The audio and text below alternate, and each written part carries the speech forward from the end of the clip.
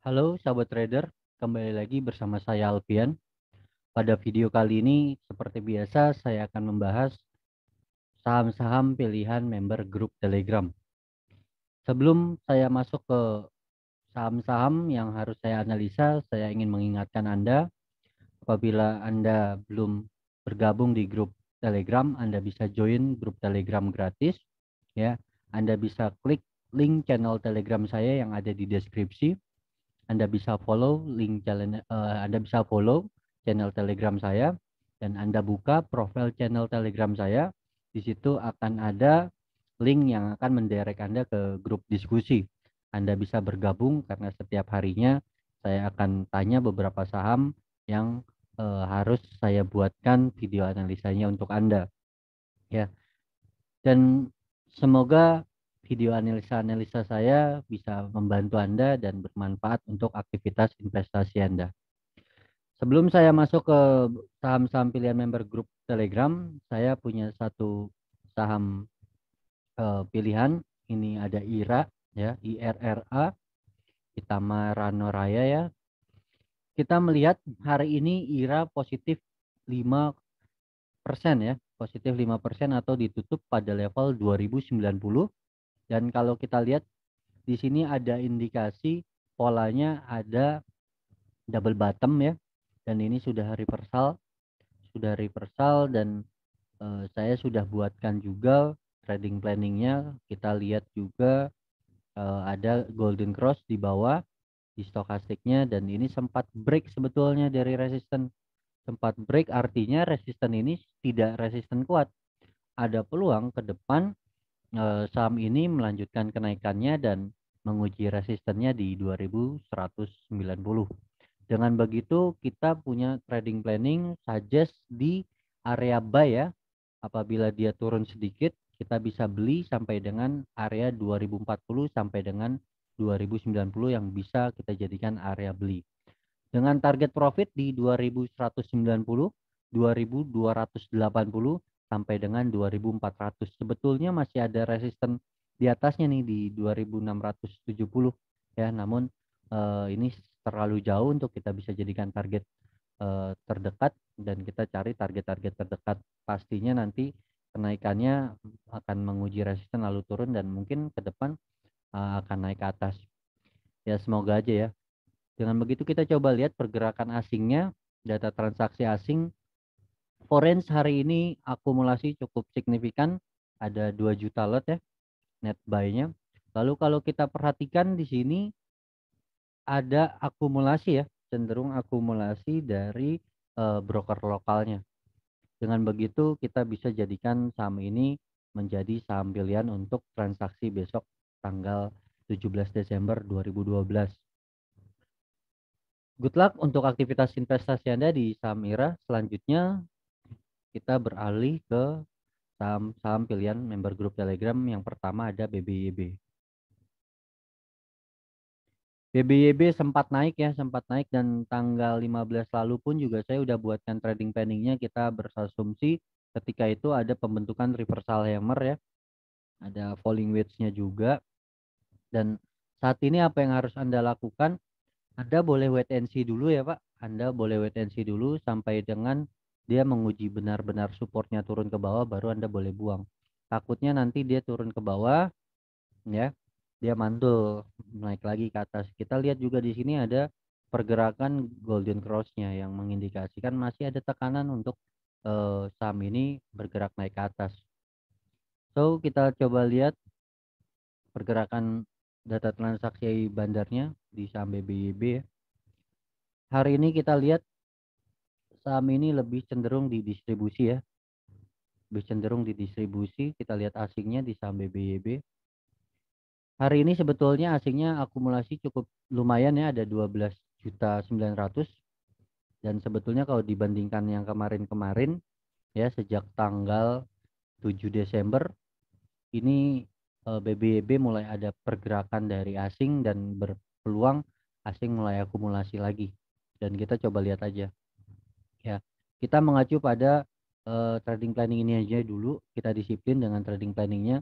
Kalau misalkan dia terus turun melewati 2.400, maka dia akan terus turun setidaknya menguji 2090 yang menjadi support dari MA-nya. Kita bisa stop loss dulu ya nantinya. Oke, good luck untuk aktivitas investasi Anda di saham BBYB. Kita masih harus wait and see. Selanjutnya kita punya TRIM. TRIM hari ini sempat naik ya, cukup lumayan nih, high-nya ada di 418, sempat break. Dan kalau kita lihat di sini ada indikasi menjadi inverted head and shoulder. Itu adalah pattern reversal bullish, di mana apabila besok TRIM mampu breakout dari trendline-nya ya, dari neckline-nya di area 400, bertahan di atas area 400, indikasi TRIM akan melanjutkan kenaikannya setidaknya menguji 434, 450 sampai dengan 482. Dan kita punya support di 364. Kita bisa jadikan level stop loss ya di 360 apabila dia terus turun ke bawah dan melewati 364, maka kita bisa stop loss. So dengan begitu kita tunggu besok bagaimana. Ini sebetulnya masih masuk ke area wait and see apabila besok bertahan lagi di atas. Dan mungkin bagi Anda yang sudah entry ya, melihat pergerakan naik ke atas ini hari Kamis ini tanggal 16 sempat naik, mungkin kita berasumsi TRIM ini breakout dari neckline inverted head and shoulders-nya karena sempat naik memang. So apa yang harus Anda lakukan? Wait and see. Kalau Anda belum punya barang ya, kalau belum punya barang Anda bisa tungguin di area 400 ya, lebih dari 400, 404 lah, 404 Anda boleh entry. Stop loss-nya di 360. Ya, kita melihat dari momentum indikatornya ya, oscillator trendnya juga masih menghadap ke atas, masih ada peluang saham ini melanjutkan tren bullishnya.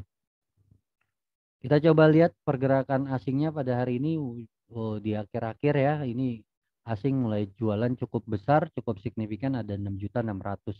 Kita lihat pergerakan brokernya di saham TRIM. Kalau kita lihat broker domestiknya cenderung akumulasi ya. Oh, ini distribusi. Lebih besar distribusinya, AZ dan BK mulai distribusi besar. Ya sebetulnya nggak terlalu signifikan sih. Nggak terlalu signifikan. Dengan begitu masih ada peluang lah. Masih ada peluang TRIM ini mampu breakout dari 400. Kita sama-sama berharap mampu breakout dan bisa menghasilkan cuan untuk kita semua. Ya, bagi Anda yang belum punya barang, tungguin di 404. Dan semoga besok akan naik kembali ke 404 dan seterusnya. Good luck untuk aktivitas investasi Anda di saham TRIM. Selanjutnya kita beralih ke saham Denar.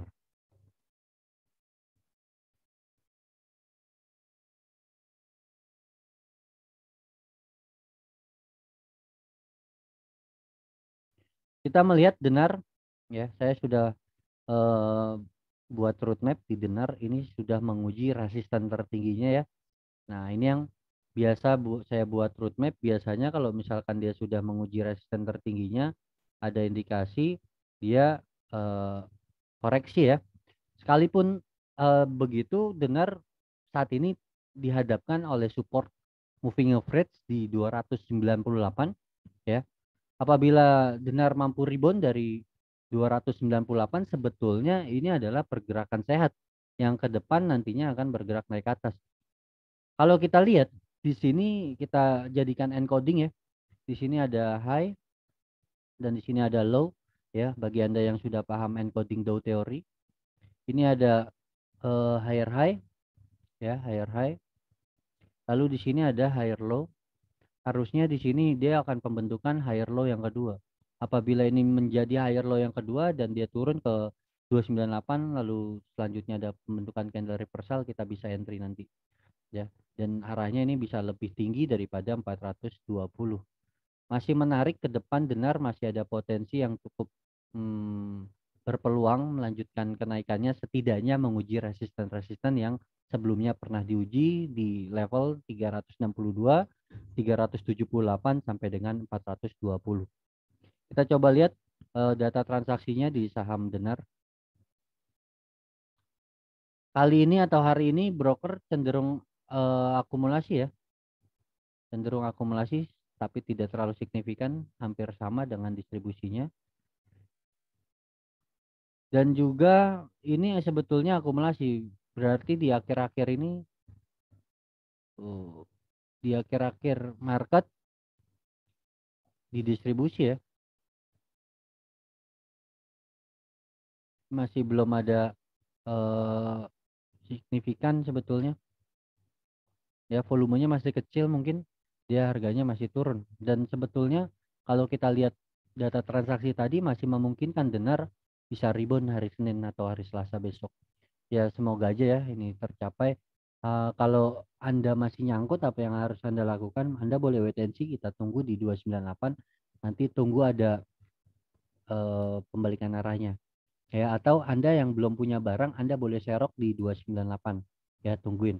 Di 298 bertahan di 298, Anda bisa mulai akumulasi perlahan-lahan. Turun 5% dari 298, Anda bisa buang ya. Sebetulnya support terjauhnya atau support terdekatnya ada di 258. Ya, ada di 258, turun dari 258, Anda bisa buang karena trennya udah patah. Oke, good luck untuk aktivitas investasi Anda di saham Denar. Kita beralih ke saham Okas. Saham ini sepertinya agak sedikit meragukan kenaikannya ya. Kalau kita lihat historical, ini ada ekor-ekor di atas ya.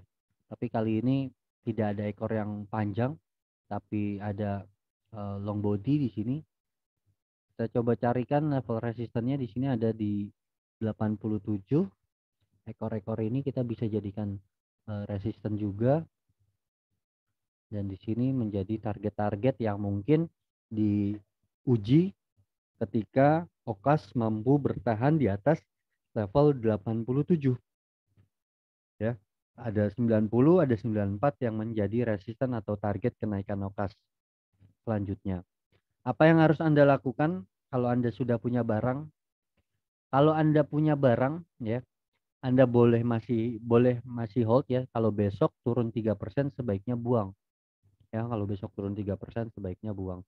Terus kalau Anda yang belum punya barang bagaimana? Saya lebih menganjurkan untuk wait and see ya di sini, karena sangat terlalu signifikan. Terlalu berspekulasi. Trennya juga belum menarik. Jadi saya rasa untuk scalping aja, kalau Anda mampu melakukan copet-copet, Anda bisa lakukan itu ya. 2 tik 3 tik buang, 2 tik 3 tik buang, nggak apa-apa ya. 1 tik mungkin juga bisa dibuang. Kalau kita lihat data transaksinya di saham Okas, ada asingnya belum masuk nih. Saya sering bilang kalau misalkan suatu saham asing nggak ada, itu hati-hati, kenaikan itu adalah gorengan, digoreng bandar ya. Hati-hati. Ketika Anda masuk, itu mereka jualan. Dan kalau kita lihat ini ada YB yang akumulasi hari ini ya. Asingnya nggak ada, tapi diakumulasi broker domestik yang notabene biasanya kalau broker-broker lokal itu biasanya melakukan transaksi fast, bisa besok dijual, bisa hari itu juga dijual langsung. Hati guyurannya, kita lihat nih, ketika naik langsung dibanting turun, ketika naik langsung dibanting turun. Jadi belum memiliki tren yang menarik di saham Okas. Oke ya, good luck untuk aktivitas investasi Anda di saham Okas. Selanjutnya kita punya PRDA. Saham-saham farmasi di tengah isu COVID varian baru ini cenderung mengarah ke atas ya. So dengan begitu mungkin minggu ini ataupun minggu depan kita boleh terfokus dengan beberapa saham farmasi. Seperti tadi di awal saya sudah buatkan trading planning di IRA, dan kali ini PRDA juga ditutup positif ya 2,1%, atau ditutup pada level 9.525. Dengan begitu sebetulnya ada harapan juga PRDA melanjutkan tren positifnya dan kembali menguji level 10.100 ya. Anda bisa tempatkan level supportnya di level 9.200. Apabila besok PRDA turun melewati 9.200, maka Anda bisa lakukan penjualan cut loss. Atau kalau Anda udah punya barang di bawah, harga naik, Anda bisa jual perlahan, pelan-pelan, boleh Anda jual. Ini yang perlu diperhatikan ya. Di sini ada bearish divergence, Pak. Ada bearish divergence, tapi ininya naik. Ini Pak, hati-hati. Ini jadi racing wedge. Nah, kalau kita lihat ini ada indikasi jadi racing wedge. Ya, ketika dia nggak mampu naik ke atas, katakanlah mungkin ini. Atau besok kalau dia nggak berhasil naik ya, Anda langsung buang aja. Karena tendensinya dia turun ke bawah. Targetnya kemana? Targetnya setidaknya dia akan menguji 8.350 sampai dengan 7.750. Karena sudah terlihat ada bearish divergence-nya. Hati-hati ya. Jadi kalau Anda sudah punya barang di bawah, sebaiknya Anda taking profit dulu. Target terjauh saat ini ada di 10.100. Kalau memang masih melanjutkan naik ya, targetnya ada di 10 ribuan. Ada di 10.000, angka psikologisnya Anda bisa jualan sepenuhnya. Biarkan aja dia bergerak dulu dan membuat tren baru sehingga Anda bisa entry lagi di momen-momen terbaiknya. Kalau kita lihat data transaksinya pada saham PRDA lebih cenderung di distribusi sebetulnya ya. Lebih cenderung BK distribusi. Dan kalau kita lihat foreign-nya PRDA hari ini sebetulnya distribusi. Ya, cenderung di distribusi. Dan ini mungkin di pertengahan ya mulai diakumulasi pelan-pelan. Hati-hati ya, masih statusnya warning, dan kalau Anda belum punya barang sebaiknya hindari dulu, atensi dulu, jangan sampai terjebak di saham-saham yang baru naik sekali Anda udah entry ya. Masih banyak, ada Hill, ada IRA yang mungkin besok bisa Anda pantau di industri farmasi ya. Good luck untuk aktivitas investasi Anda di saham PRDA. Selanjutnya kita beralih ke saham Friend.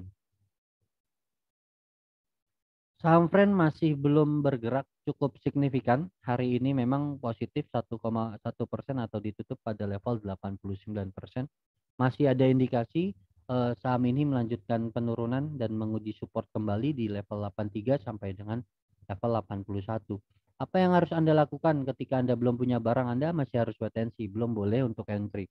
Kalau Anda sudah punya barang, bagaimana? Khususnya punya barang Anda beli tanggal 13 nih keseret. Anda boleh wait and see apabila Friend turun melewati level 87 ya, 86, Anda boleh buang dulu. Nanti tinggal tunggu dulu di sini, nanti tinggal buyback lagi. Takutnya Anda nggak buang, ini makin turun dalam Pak, turun ke bawah. Ini akan bingung lagi kan. Mendingan Anda buang dulu. Kalau memang minusnya katakanlah udah lebih dari 15%. Kalau masih di bawah 15%, buang semua nggak apa-apa.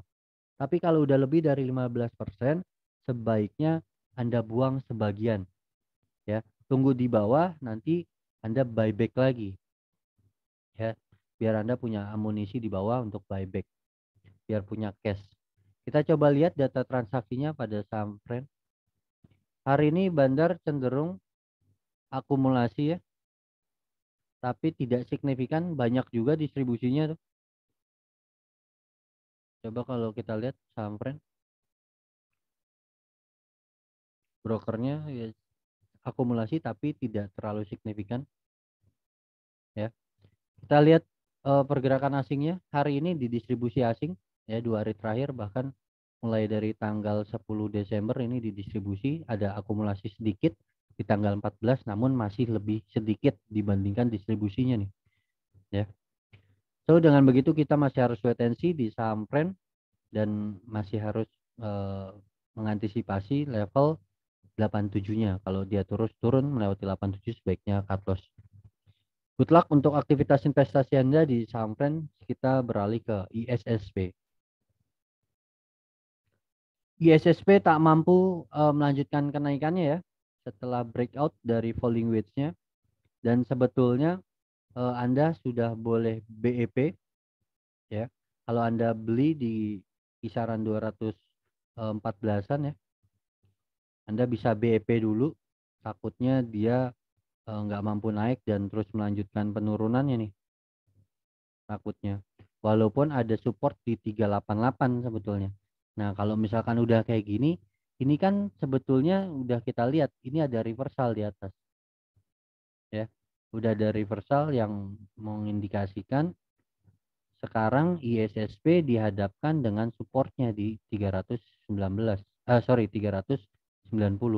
Saat ini ISSP tertahan oleh support dynamic dari moving average di 414 yang memungkinkan apabila terus turun melewati 414 ISSP mampu menguji 390 dan kita berharap sih sebetulnya apabila dia benar-benar turun ke bawah menguji 390 mampu rebound lagi ke atas ya, masih oke dan masih memungkinkan juga. Namun apabila tak mampu rebound dari level 390, diprediksi ISSP akan lanjutkan penurunannya, setidaknya akan menguji level support terdekatnya ada di 336.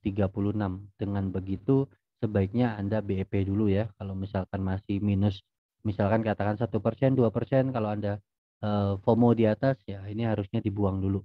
Takutnya gagal naik lagi ke atas. Nanti di bawah ada candle reversal, Anda bisa buyback lagi. Mengantisipasi pergerakan penurunannya. Takutnya patah trennya ya.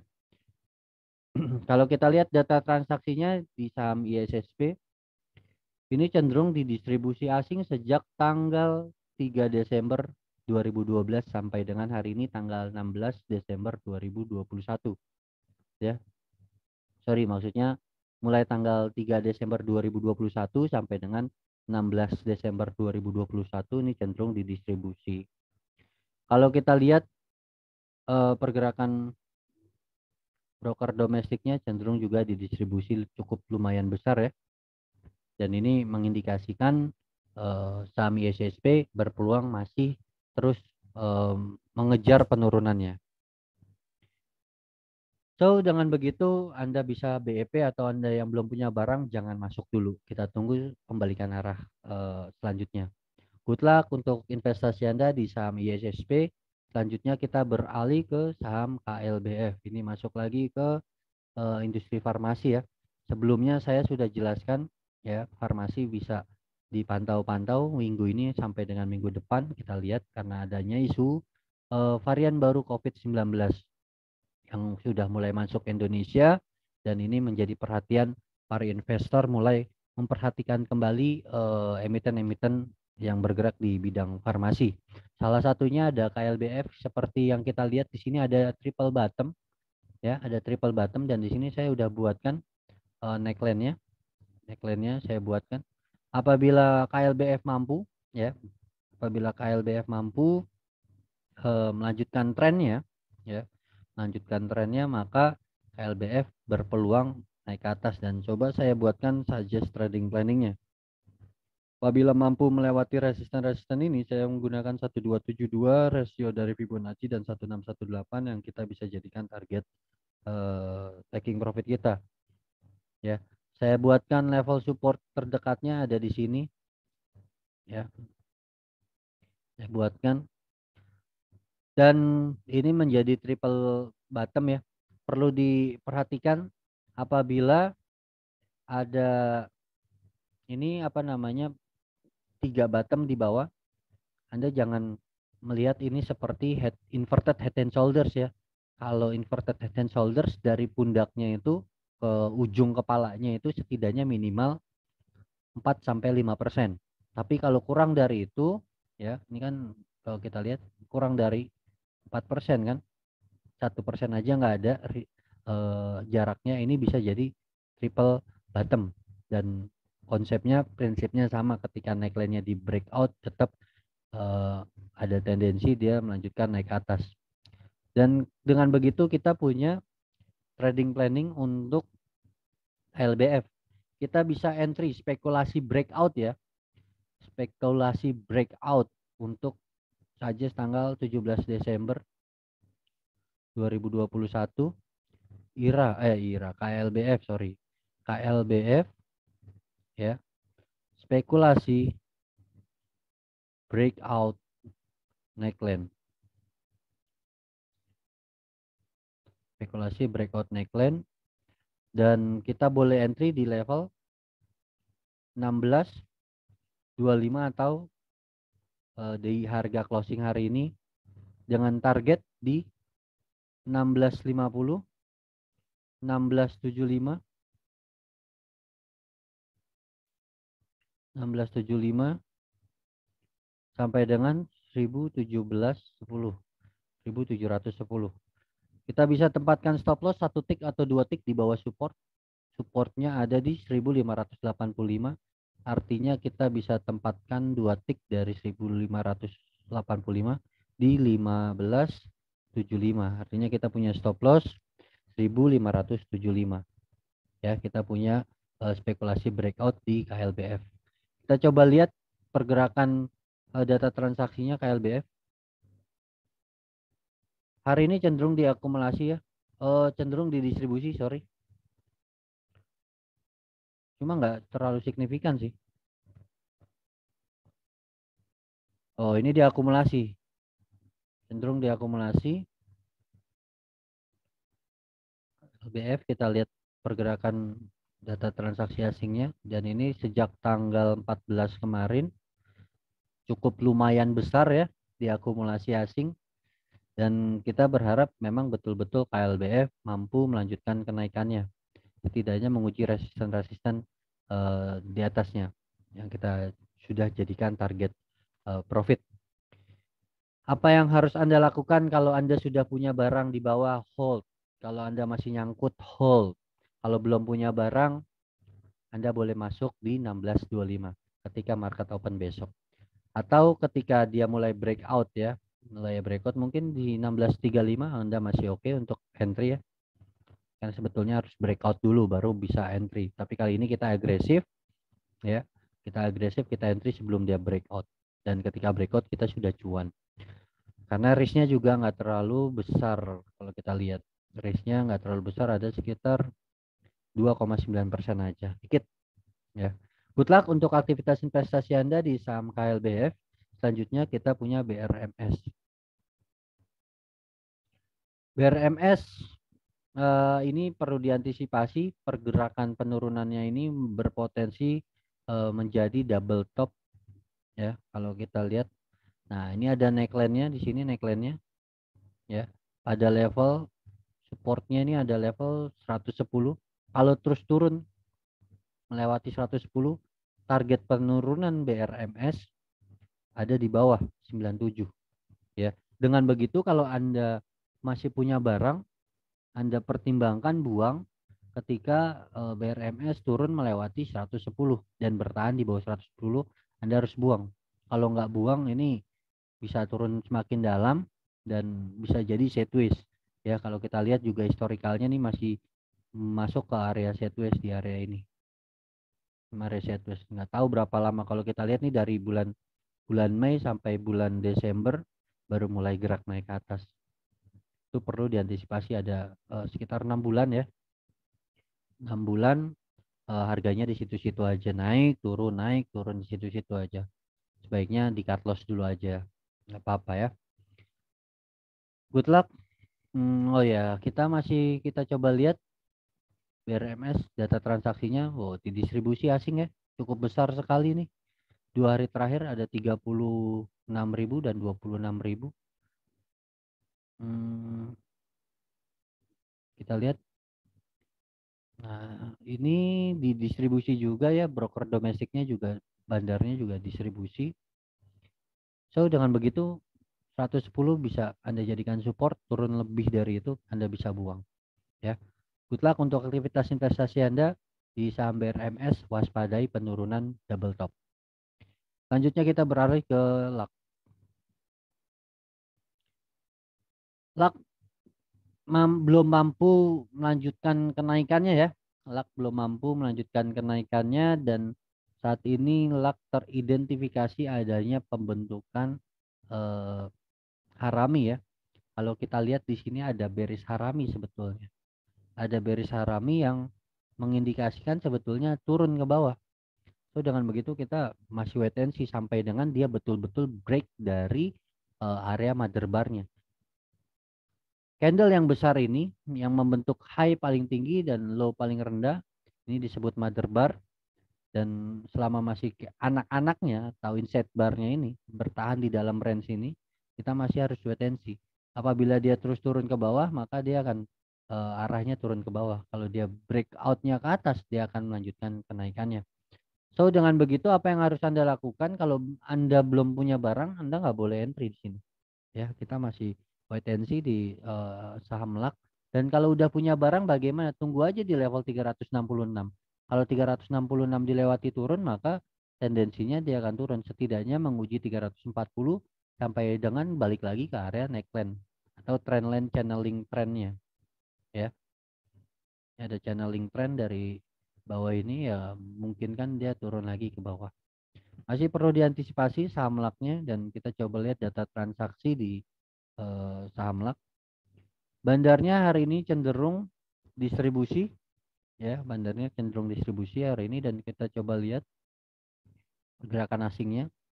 Asingnya akumulasi sedikit sekali ya, belum ada pergerakan atau akumulasi yang cukup signifikan. So dengan begitu kita masih harus wait and see. Oke, good luck untuk aktivitas investasi Anda di saham LAK, dan semoga video analisa kali ini bermanfaat untuk Anda, dan apabila bermanfaat silakan berikan like dan subscribe channel ini agar saya bisa terus semangat membantu Anda menganalisa saham-saham pilihan Anda. Good luck untuk aktivitas investasi Anda. Sekali lagi salam sehat selalu, salam cuan selalu dari saya. Terima kasih.